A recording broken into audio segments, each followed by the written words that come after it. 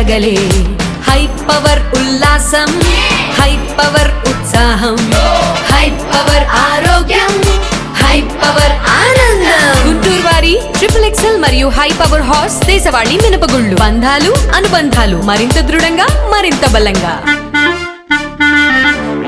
గుంటూరు నగరపాలక సంస్థ 4వ విడత స్టాండింగ్ కమిటీ సభ్యులు జరిగిన ఎన్నికల్లో అత్యధిక ఓట్ల మెజారిటీతో గెలుపొందిన ఈరంటి వరప్రసాద్.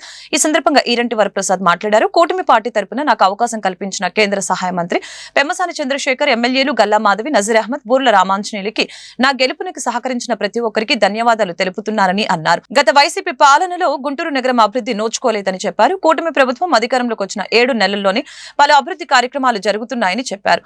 అభివృద్ధిని చూసి వైసీపీ కార్పొరేటర్లు అభివృద్ధిలో తాను కూడా పాలు పంచుకోవాలనే ఉద్దేశంతో నా గెలుపుకి మద్దతు తెలిపారని అన్నారు. కూటమి ప్రభుత్వంలో కార్పొరేషన్ అందరినీ కలుపుకొని గుంటూరు నగరాన్ని మరింత అభివృద్ధి చేస్తామని తెలిపారు. నగరపాలక సంస్థ స్టాండింగ్ కమిటీ ఎన్నికల్లో కూటమికి సంబంధించినటువంటి 6 సభ్యుల్ని ఈరోజు ఘన విజయం చేకూర్చడం జరిగింది.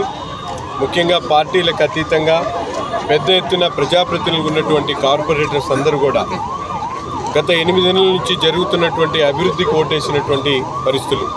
ఎందుకంటే గతంలో 4 సంవత్సరాల్లో అధికారంలో ఉన్నటువంటి వైసీపీ అధికార పక్షం నగరాన్ని పూర్తిగా నరకయాతన పెట్టినటువంటి పరిస్థితులు.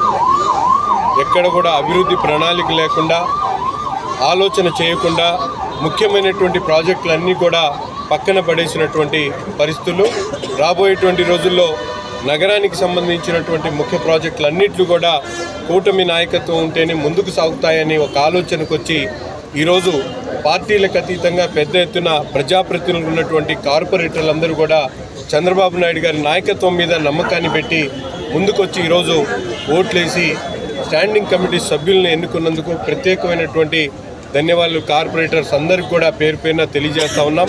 తప్పకుండా ఇదే బాధ్యతతో రాబోయేటువంటి రోజుల్లో గుంటూరు నగర అభివృద్ధి కోసం సమిష్టిగా కృషి చేసి నగరానికి ఒక మోడల్ నగరంగా తీర్చిదిద్దేటువంటి క్రమంలో రోజు కౌన్సిల్లో సాధించిన ఘన విజయానికి ప్రతీకగా అందరం కలిసి కూడా కేక్ కట్ చేసుకున్నాము.